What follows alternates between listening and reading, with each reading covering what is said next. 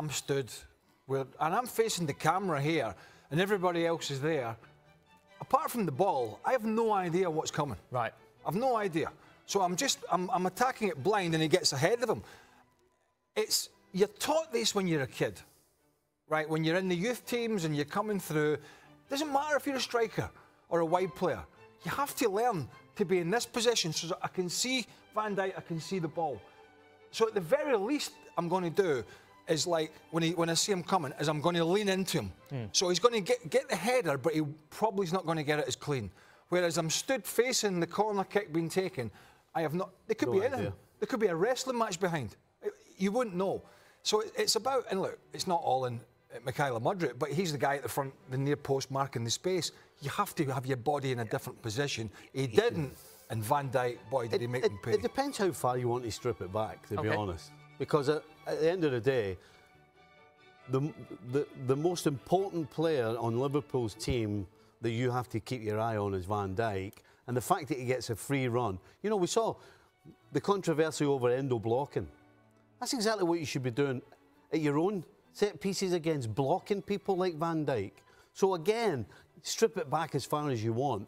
So many mistakes, maybe call them little mistakes, but you know when you add them all up, you end up losing a cup final. Chelsea be absolutely gutted, Nedum. They've got to focus now on Leeds, who are high-flying in the Championship, by the way, on Wednesday in the FA Cup. How do you recover from such a disappointing defeat as this has proven to be? Do you know, that is a great question. I'm sure Pochettino will try and say to his side, you know, there's disappointment, but we need to get ready for the next game. And the next game it almost feels like a trap game for them. Yeah. You know, playing against a side in the Championship that has a ton of confidence because of the fact that they're winning so many games. Like, Leeds will go and play against Chelsea and believe that they can get a result, especially because Chelsea have had to play an extra time. We saw some of those players today, they were out on their feet. And obviously when you're playing for 2 hours, it can be very, very tough. But it's going to be a tough game for them. But as the guys were saying, you know, they blew it. Like, Chelsea had, at the end of that game, they had more experienced players on the field. They had opportunities within the game to go and score, and it looked like one goal was going to be all you needed in this match. Like, what would the reaction of the Liverpool kids been if Chelsea had a 1-0 lead? Like, how do you navigate through that situation on such a big scale? But I'm sure those Chelsea players would be hugely disappointed. And just one final point, if I can. We were talking about set pieces and stuff like that. For me, defending, for as much as there's a skill, the biggest thing is effort. Deal with it. When the ball's coming in and you're defending a corner, even if you can't head the ball well, just try and head the ball. Just try and block someone. And the value of those blocks, if Van Dijk is off his run by half a yard, he doesn't head the ball into the corner the way that he does. And if you end up getting jumped over by Van Dijk, you say, well, it's a great header by him. But when you look at those moments and say, well, you know, he just had a free header. Well, who was it? Oh, it was Virgil van Dijk. You know, there's going to be disappointment in that dressing room, firstly because they've lost and have not had the chances. But the nature of giving away that goal is going to be something which they'll be thinking about until the next time they get a chance to run out on the field. But I'm sure Leeds will be trying to do the same thing. That's a really good way that Nedum put it there. Chelsea blew it. Yep, and there's no way of sugarcoating that. They blew a huge opportunity because of Liverpool's problems. And if Liverpool had not won this game, nobody would have batted an eyelid. No. Really. No, take a look at the starting, well, the finishing 11 that Liverpool had. Look at the ages of these kids. Not only the ages, but the time, the minutes that they've played first-team football. If Chelsea had gone on and kept that momentum going, nobody would have said, Liverpool here, they've missed their big chance. People would have said, and rightly so, my God, didn't these kids put up a fight? But Chelsea were too experienced, they were too strong, they spent too much money, and Liverpool were the walking wounded. But we're not. What we're saying is these kids did brilliant, and the other side, well, they went and blew it. Yeah. They just blew their big opportunity because 4 weeks ago this side were dead and buried, Chelsea, right? In fact, at one point we were ever contemplating coming up and putting this broadcast together. It was going to be so one-sided, and here was an opportunity. Chelsea playing better, Chelsea with confidence after beating Villa, drawn at the Etihad, and Liverpool, the treatment room was full. And there was going to be more people going in it. And yet, they lost the belief, the intensity, and the ability to control this game. Yep. And they allowed these youngsters to have their moment in the sun. And boy, did they do it. And we deservedly gave Chelsea credit for the win at Villa Park, for the point. That's out the win. That's down the toilet now. You've absolutely blown your best chance of getting silverware this season. And as Nedum said, you've got a trap game coming up now against Leeds, who just beat Leicester in the Championship. They're going to Stamford Bridge going, bring it on. Well, I don't want to be sarcastic, but if any team knows about trying to recover from a disaster, it's Chelsea. They've been doing it all season long. Yeah, but this is the lowest of the... This is unmitigating, isn't it? I think what it tells us is this Chelsea side, when the onus is on them and they're in pole position to go and win a game and play the other side off the field, they're not capable. They're just not capable. The two ones we're talking about, Villa and Man City, they were underdogs going in, they kept it tight and they broke. That's what they did. They didn't go and outplay anybody. They haven't gone and outplayed anybody all season. And they get an opportunity in a cup final to play against a bunch of kids, and you've got them by the throat, and they just let it go. How can... Look who came on. Nkunku, Mudryk, you've got Madueke and Chalobah as well. Yeah. All with experience. Well, what happened was... They did nothing. Well, they lost any semblance of control in the middle of the park. They lost it in extra time. And there is not... I don't think there is a bunch of criticism coming Chelsea's way for the 90 minutes. Maybe a little bit on the finishing and the poor decision-making in the final third, but there was actually a lot of good play. However, there is a mountain of criticism coming their way for extra time. Yeah.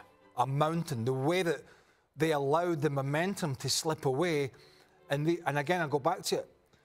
I don't want to be rude to younger players, but as ex-players, when you see a weakness in the team, you go for it. Yep. You know, when the manager's giving a team talk, he doesn't say, he's inexperienced, so don't make it too hard for him. He's like, let's get at him.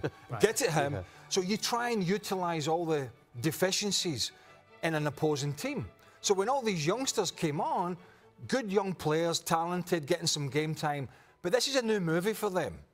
Games going around the world, there's almost 100,000 there. It's a cup final against Chelsea, who've spent $1 billion.